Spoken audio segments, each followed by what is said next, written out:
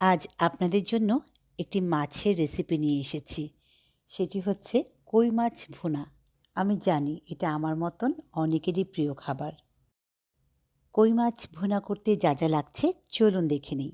এখানে একটা বড় পেঁয়াজ কুচি করে নিয়েছি, আছে একটা টমেটো স্লাইস করা, আদা রসুনের পেস্ট, কয়েকটি কাঁচামরিচ মাঝখান থেকে কেটে নিয়েছি, আছে ধনেপাতা কুচি, এখানে আছে হলুদের গুঁড়ো, মরিচের গুঁড়ো, ধনিয়ার গুঁড়ো, জিরার গুঁড়ো আর সরিষার তেল, লবণ তো লাগবেই।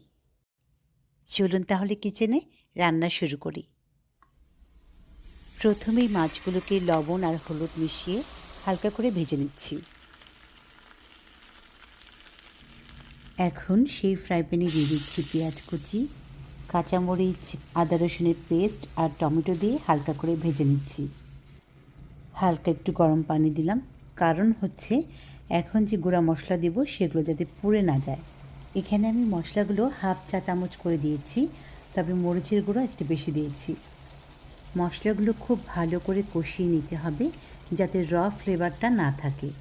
মশলা কষানোর পর মাছগুলো দিয়ে দিলাম। এখানে আর কোনো পানি ইউজ করছি না। মাছগুলো যেহেতু ফ্রাই করা তাই হতে আর সময় লাগে না। এই তো ২-১ বার উল্টে দিয়ে তারপর ধনেপাতা কুচি দিয়ে দিলাম।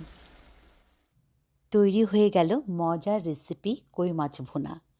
গরম গরম ভাতের সাথে এক টুকরো লেবু, আর কিছুই লাগে না।